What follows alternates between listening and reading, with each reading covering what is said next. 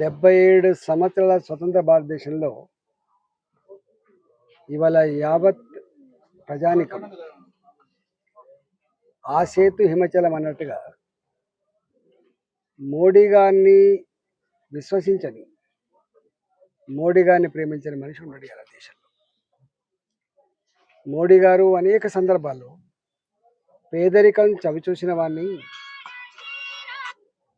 పేదల జీవితాన్ని చదువుకున్న వాడిని, నాకు పిహెచ్డీ లేకపోవచ్చు కానీ ప్రజల కష్టాలు, ప్రజల కన్నీళ్ళు, ప్రజల దుఃఖం, ప్రజల బాధ చదువుకున్నటువంటి డాక్టరేట్ నేను.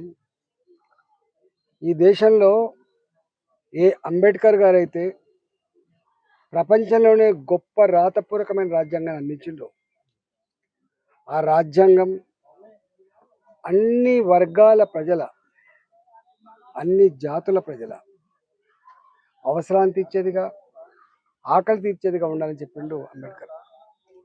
ఇవాళ ఆయన రాసిన రాతకు ఇవాళ మోడీ గారు అనుసరిస్తున్నటువంటి పద్ధతికి సరిగ్గా సరిపోతుంది. మోడీ గారు దేశ ప్రధానమంత్రిగా ఉండి వారు నిత్యం పేద ప్రజల కోసం కావచ్చు, రైతాంగం కోసం కావచ్చు, నిరుద్యోగ యువత కోసం కావచ్చు, గ్రామీణ ప్రాంతాల్లో 70 సంవత్సరాల తర్వాత కూడా కనీసం టాయిలెట్ లేకుండా రోడ్ల పక్కకు లోటలు పట్టుకొని పోయేటువంటి నీచమైన పద్ధతి కావచ్చు, ఇవాళ మహిళల ఆత్మగౌరవం పెంచాలని చెప్పి ఇంటింటి టాయిలెట్ పట్టించే పద్ధతి కావచ్చు, ఇట్లా ఆలోచించుకుంటూ ఇవాళ పేదల యొక్క జీవితాలని, పేదల యొక్క దుఃఖాన్ని ఇట్లా రూపుమాపాలని ప్రయత్నం చేసిన వ్యక్తి పైన గతంలో కేసీఆర్ గారు కూడా అధికారం రాగానే కళ్ళు రెత్తికెక్కి మోడీ ఏంది, గీడి ఏంది అని చెప్పి మాట్లాడిండ్రు.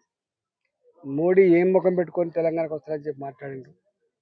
ఇవాళ ఒకవైపు ఢిల్లీకి పోయేమో రేవంత్ రెడ్డి గారు మా పెద్దన్న కేంద్ర ప్రభుత్వ సహకారం కావాలని చెప్పి కోరుతాడు, ఇక్కడికి వచ్చి మాత్రం ప్రగల్భాలు పలుకుతాడు. ఇవాళ మోడీ గారిని పట్టుకొని, అంత పెద్ద మనిషిని పట్టుకొని మోడీ గారు బీసీ కాదు, మోడీ గారు టెక్నికల్గా బీసీ అయిండు, అందుకని ఆయన బీసీ కాదు కాబట్టి బీసీలను ద్వేషిస్తాడు ఆయన అనేటువంటి నీచమైన మాటలు. సరే ఏం కాలం నీకు, పోయే కాలం ఇది ఏమన్నా? గంత పెద్ద మహనీయుడు ఇవాళ ఆయన ఒక బీసీలకో, ఒక ఎస్సీలకో, ఒక ఎస్టీలకో, ఒక ఓసీలకు సంబంధించిన వ్యక్తి కాదు. భారత జాతి ఆత్మగౌరవాన్ని ప్రపంచ చిత్రపటం మీద ఆవిష్కరిస్తున్నటువంటి మహనీయుడు మోడీ గారు.